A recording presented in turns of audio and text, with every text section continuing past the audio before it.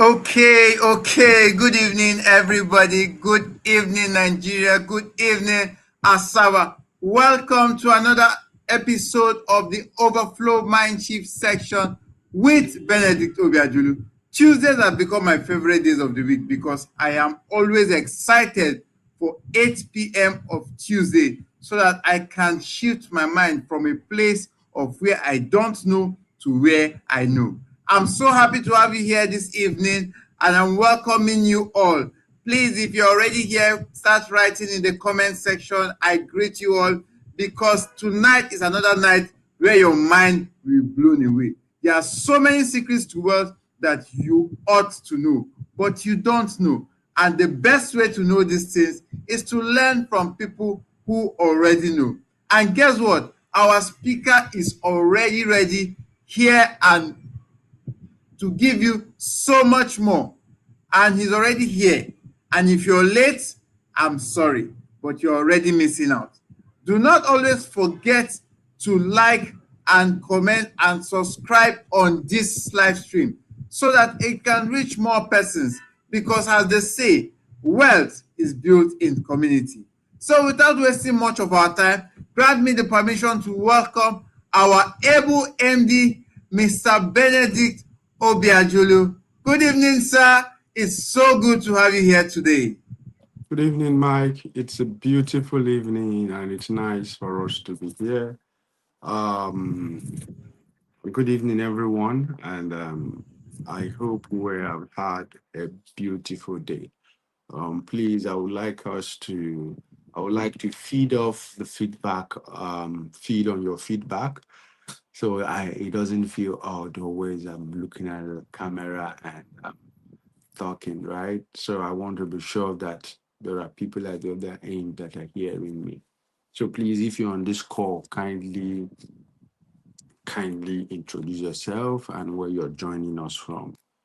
Um, so please kindly introduce yourself from the comment section and where you're joining us from. Today we're going to look at a beautiful concept. I was not able to be there last week, but today we're going to look at a beautiful concept, which is land and people, land and people, land and people. I'm still waiting for the feedbacks. I'm waiting for the feedbacks. I want to be sure. So kindly introduce yourself and where you're joining from. Okay, Lillian, welcome. Lillian, welcome. Right. I want to be sure we're following. Right. And remember to share the link because just like we always say, wealth is built in community. And if wealth is built in community, it is by sharing with others. It's by letting people know what you know, and then you can increase the universal consciousness of the people around you. You can increase the competence of the people around you, and with that, you build a suitable community. So, with that said, right, we want to go into the cross of the matter. Please remember to share the link, and remember as you join. Um, let's have your introductions in the chat box, okay? Because today we're dealing with an interesting topic, land and people. Land and people. So most people times, so I'm going to start with a background story. So most times people say, oh, this land is 10 million. And then they go to somewhere else and they say, oh, this particular, the same size, right? The same soil, the same component. And then you say, oh, this one is 2 billion, right? But one thing distinguishes those land is the people. That's the main thing. So today we're bringing those two concepts. What makes land have value is people. Without people, those lands will not have value. And if the land is left all to God to own it, to care for it, there will be no order in it. Because anywhere there is a straight line, right? Anywhere there is a straight road, right? If you will know that, oh, it's man that did this. So anywhere it's just nature, it's only God that has the land. The activities of man are not there.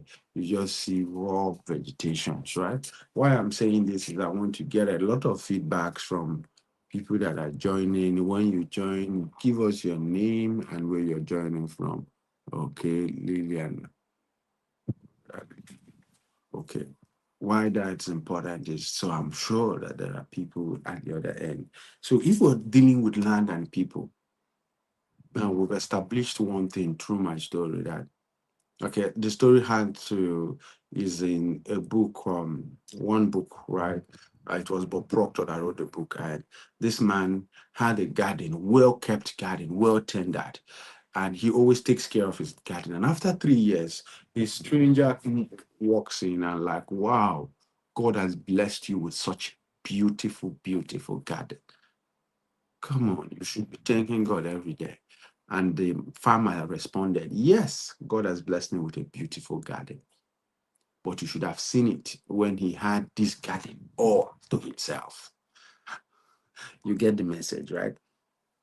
So that means that land is the instrument that God gives, but also is the instrument that when you have it, and if you worked on it, if you take care of it, if you understand the place of people and the place of the land, you'll be able to have a lot of fulfillment. Okay.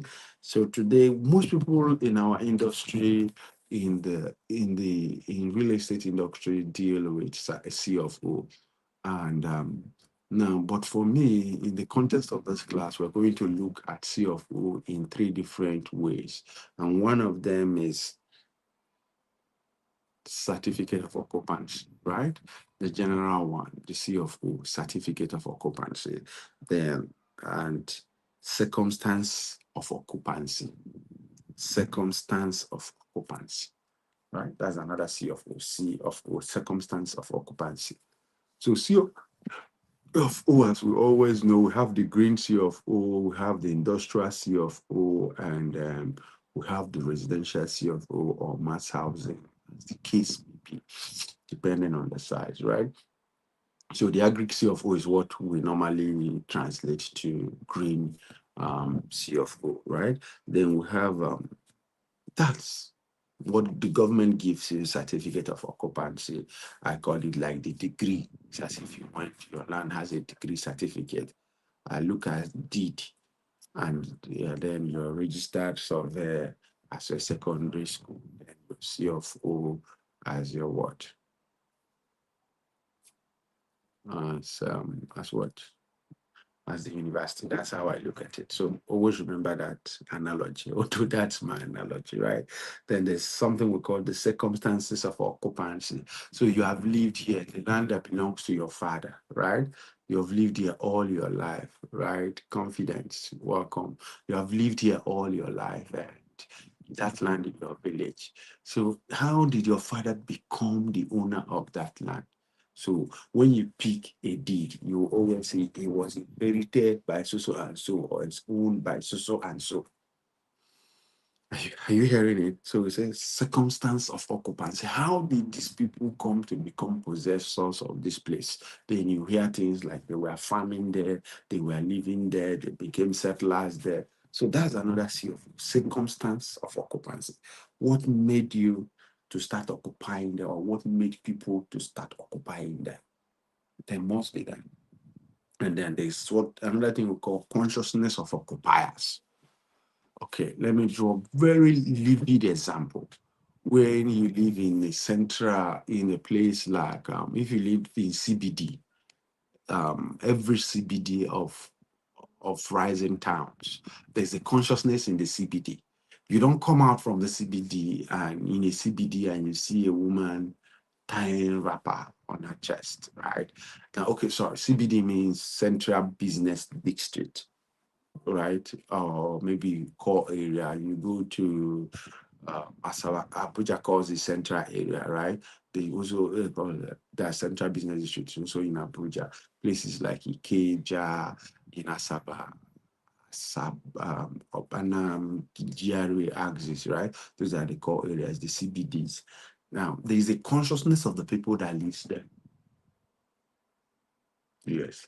Now, take that consciousness, drive in towards towards the hinterlands. There is a consciousness. There's a consciousness of those who are in the hinterlands, but these people don't swim. There's another people at the other side of the city, but they drink, their livelihood is from the water, their behavior is different. So there's something we call the consciousness of occupiers. These things are important because in the long run, they affect the value of your land. Remember, the value, we say that the land derives its value from the people. Remember the story I told, right? I started by telling a story of who? Of the gardener that was so lucky to have been blessed by God to have a beautiful garden.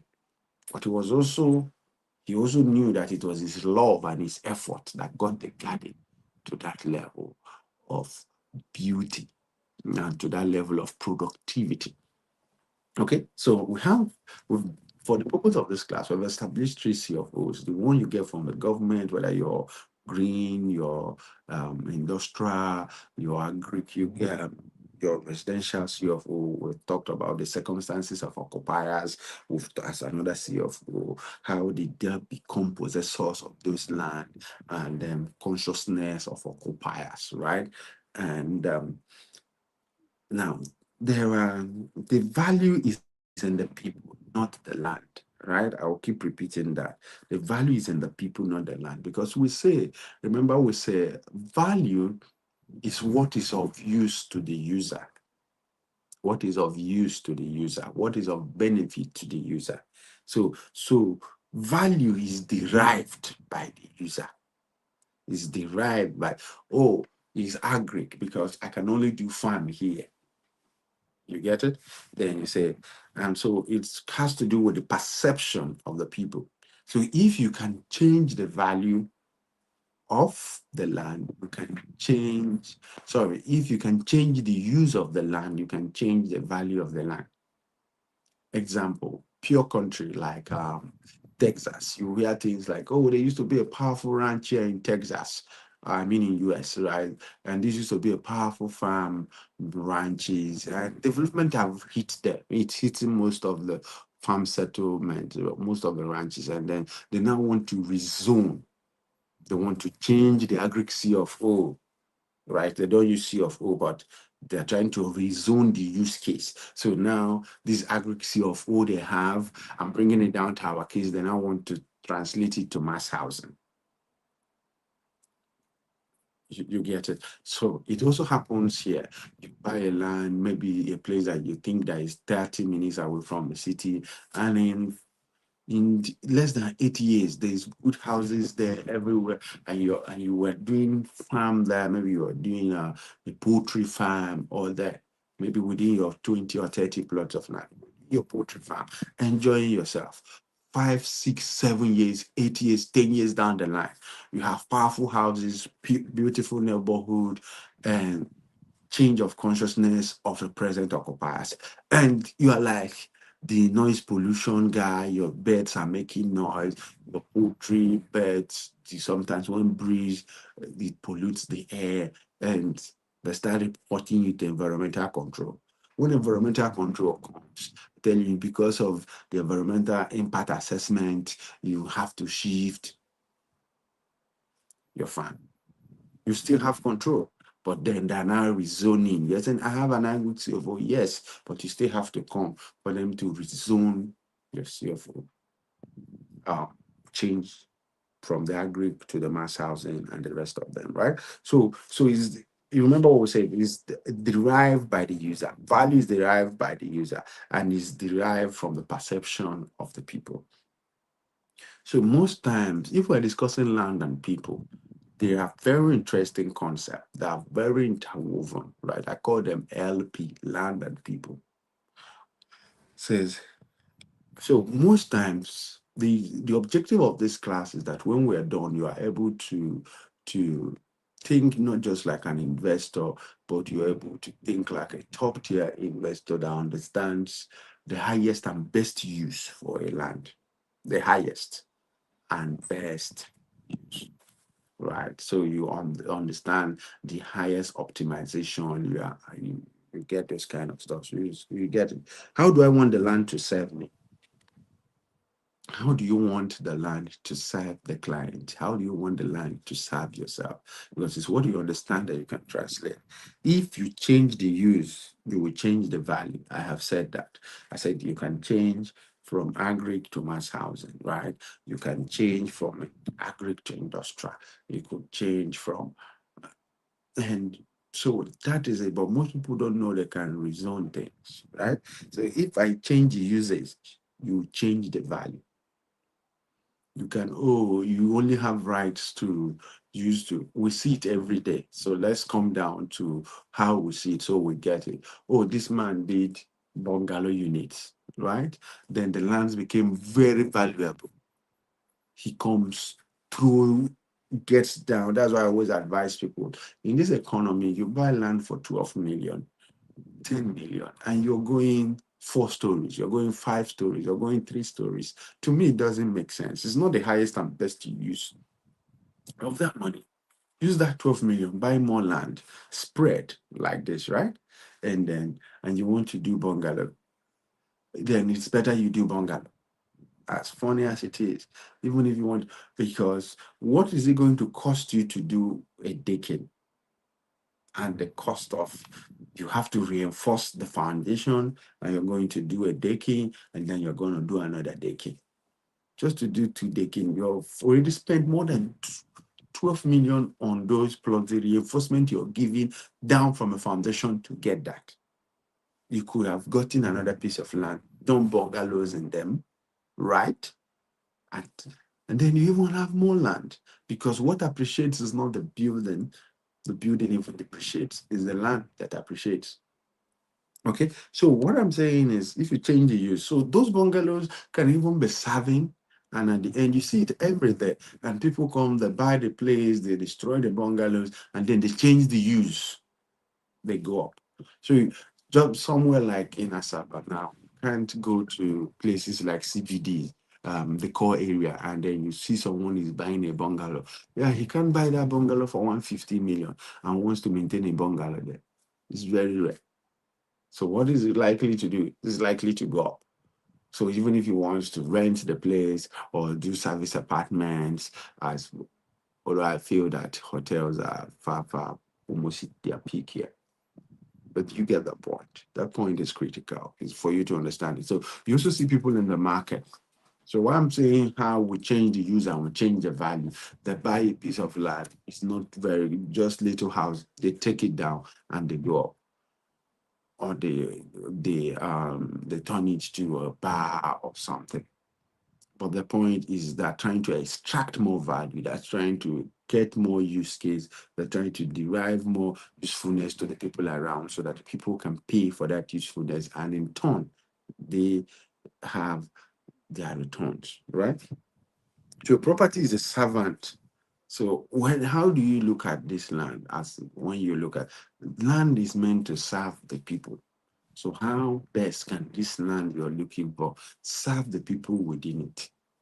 Is it going to serve it best as a park? The best use of a house is not for you to live in. Yeah. That is why the best use of a land rather is not for you to live in.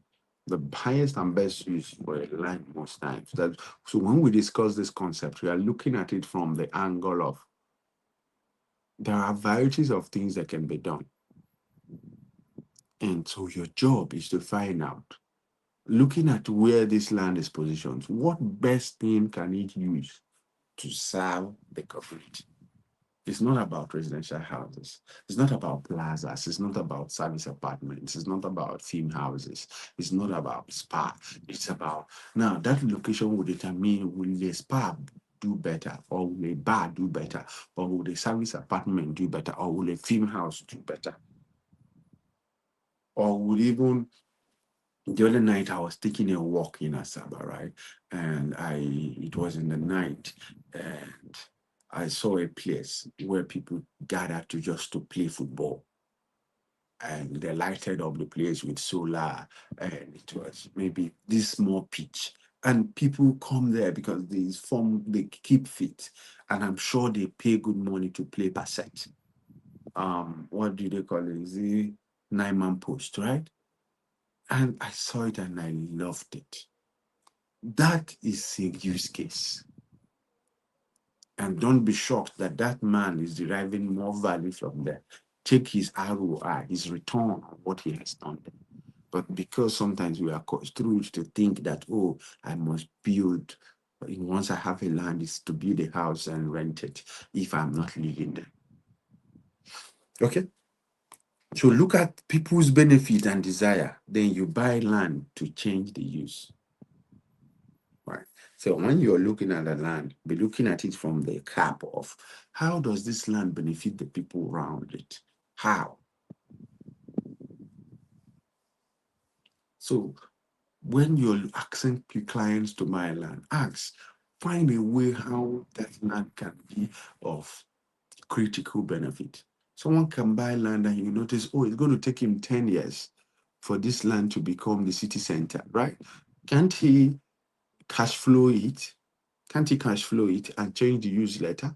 He could set up a cash flow through fast growing cash crops, right? 3 crops. So you don't say, oh, there's no time to take care. But there are crops that he could take care of once or twice a year. So that's what we're looking at. Because the truth is that you can buy legit land and you may not make legit money if you don't understand highest and use case. I want to say that again. You can buy legit land and you may not make legit money.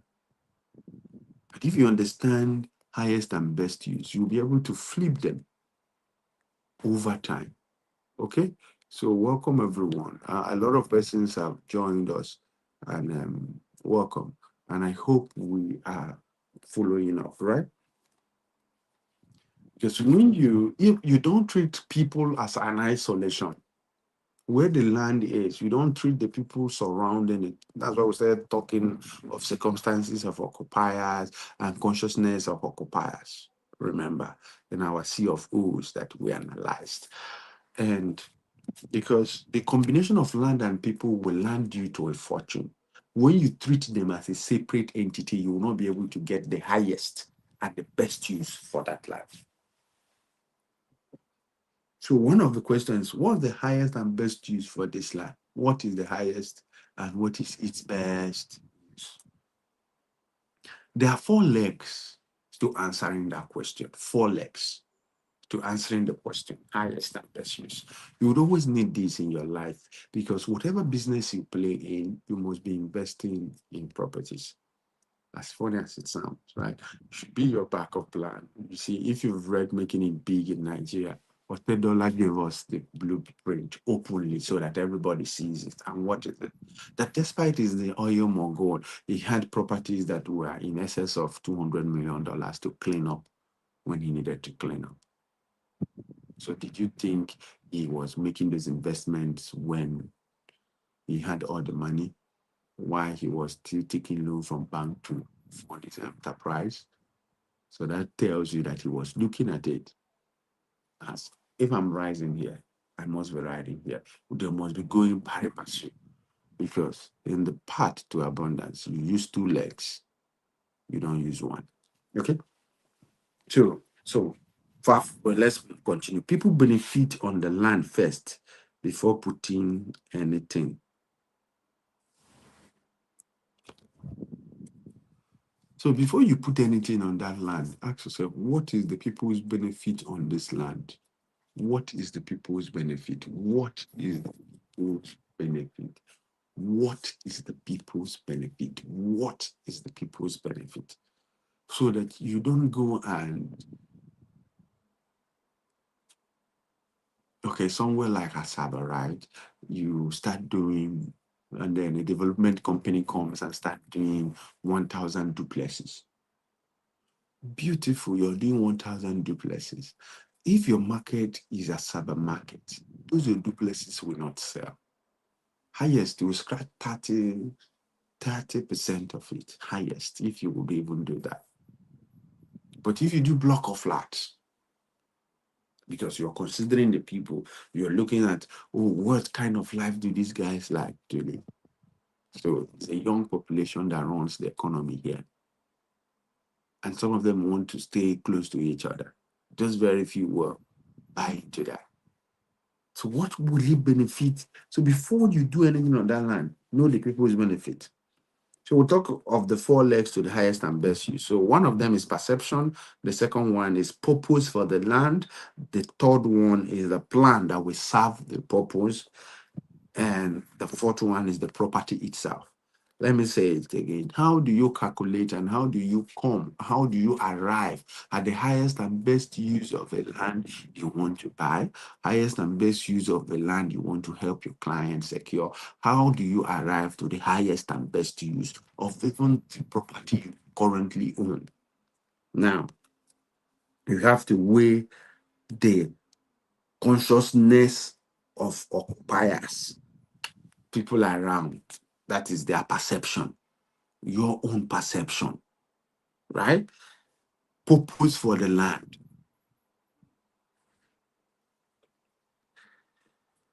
Plan that will serve the land, that will serve the purpose, rather. The plan that will serve the purpose, and then the property itself. Those things are critical. As simple as it is, if you're able to work on them, you'll be able to get it. So you always, oh, this land, what's the perception of the people? What's my perception? What can I do? What can I make out of it? How can, is it what I'm saying? Because perception is in the eyes of the, perception is reality, right? But perception is also what I'm seeing, and what you're seeing is not the same. So what are you seeing that can come out from it? No, what's the purpose of the land? Oh, it's 30 minutes from the city, is 1 hour 30 minutes from the city. Oh, so if it's 1 hour 30 minutes from the city, is it up to 1,000 acres? Is it up to 1,000 hectares? Can we do a palm plantation there? Things like that, right? Then it's in the core of the city.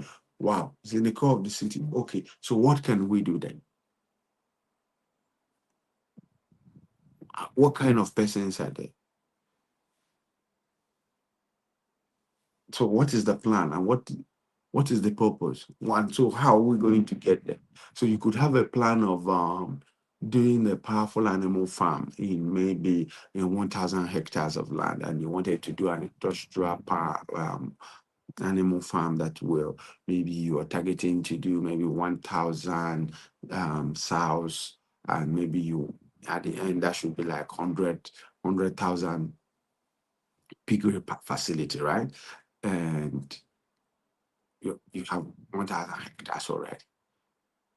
And maybe you have to streamline your plan. Well, before we get here, we could be doing a palm plantation here, doing this here, we could be doing this here.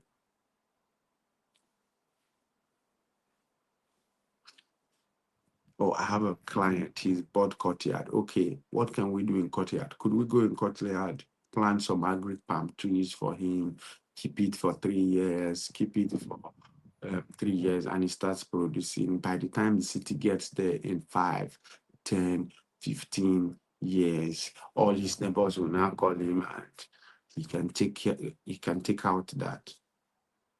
Although he won't benefit so much because the palm tree will produce for close to 30 years, right?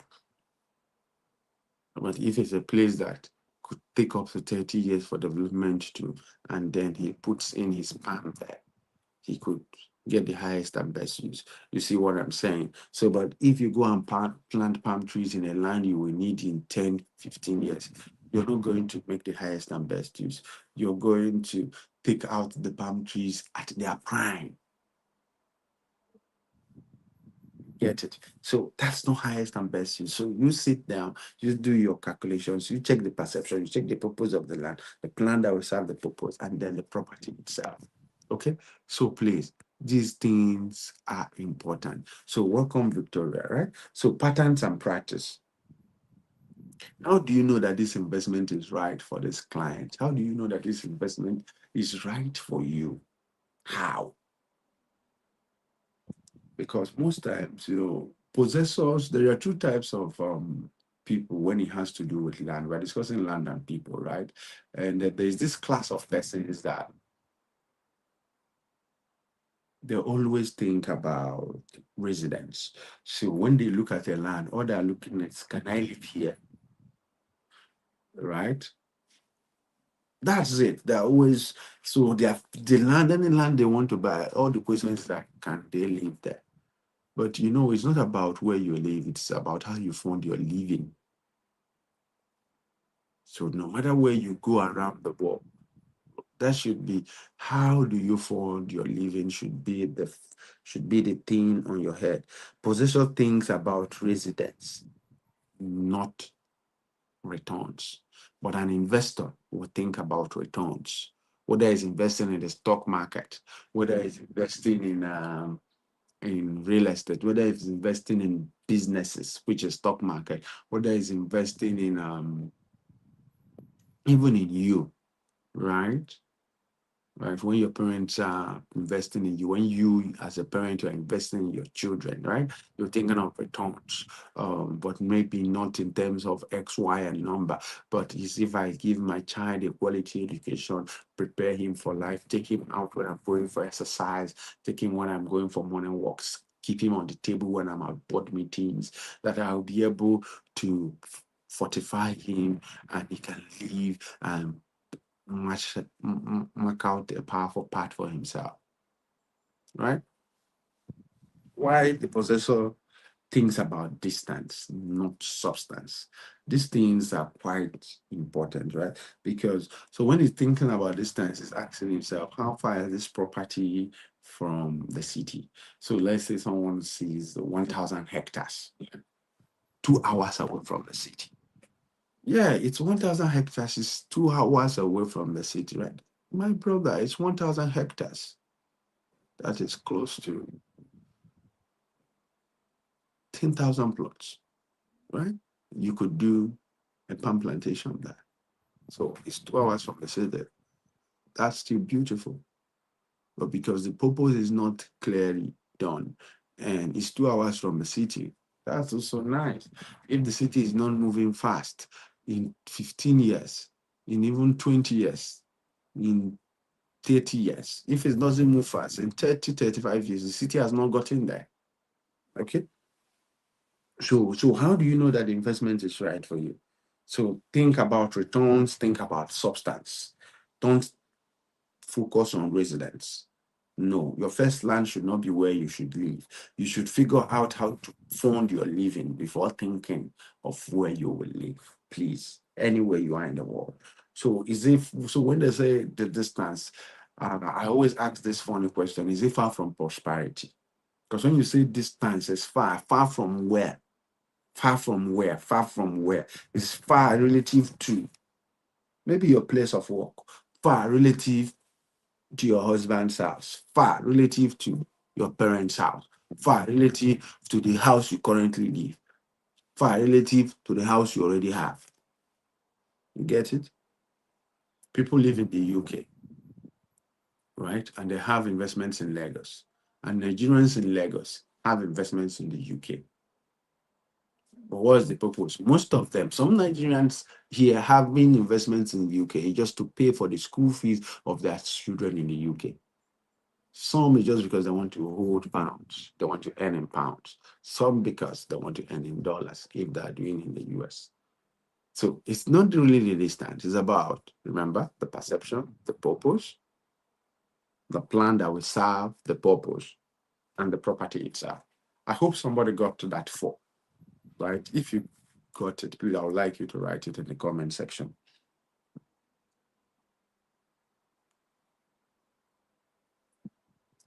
Because if your living is well funded, you can live anywhere in the world.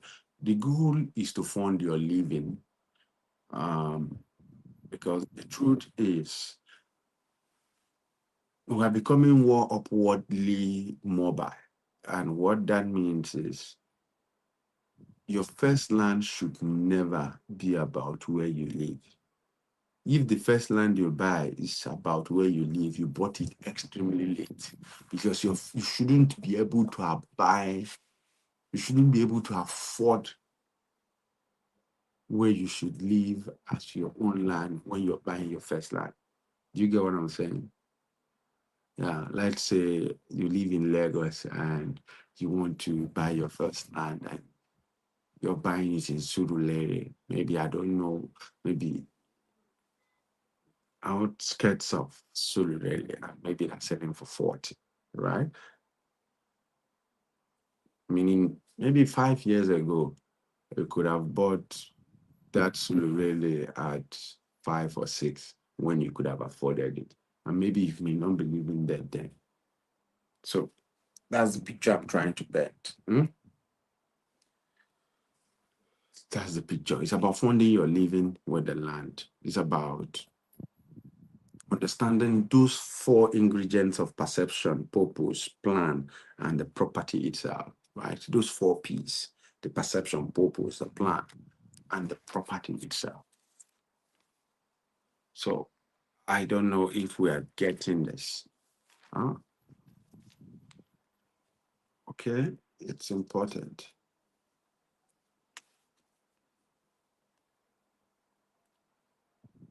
When people have possession mindset, or they want to own this, not because of what this will serve the people around them, but because they want to count it in their portfolio, sometimes they become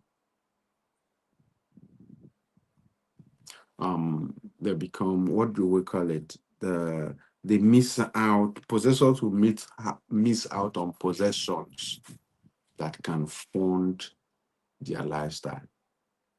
The goal of property is to fund your lifestyle. The goal of land is to serve. The goal of land is to be there to form as age. The goal of property is to give options, right? To be able to you want to be able to do things, you want to be able, or when you start going, when you retire, maybe you decide to retire at 40, but because of you have some cash producing assets, right? And you are able to plan well. That makes sense, right? If you find a tweak, some persons have found a tweak in terms of farming, right? But they don't focus on those farming lands. They focus on city lands because it's more noble. It's easier to carry your friend and go and show him, oh, this land, I own it, and it's in the center of the city, right? And what is he earning? He's earning less than 5% in rent of the capex, right? Of the capital investment he did there. Why he could have done that capital investment 30 minutes, 1 hour away from the city, and could have been earning 20%. And then speedy appreciation as the city is moving to that area. Because wealth is a bit cash flow dependent. Yes. Wealth is 2 things. It's philosophy and asset, right? Then when you come to asset, it's cash flow and bulk asset and static assets. So that's it. So investors must always think about usability. They want to become economic lord, not just, oh, you want to be a landlord. No, far from it. What can this place do for you? And that's why I would say twerking on one of our estates and start bringing an industrial zone within it. Because if the era of light industries are springing up. And if light industries are springing up, so how do you bring that? You bring in light, you bring in steady power, and then you have light industries, right? And that's this history of the smart city that we are currently building. So think about being an economic lord, not just being a landlord, not just being a possessor. Let's think of returns. Don't just think of residence. Think of highest and best use. How can you highest and use, as we said, is what is useful to the user. Okay. In the funny story of this, in this discourse is what we know that one does not multiply. It takes two to multiply. 1 times 1 will give you 1. So you have to think like an investor. 1 does not multiply.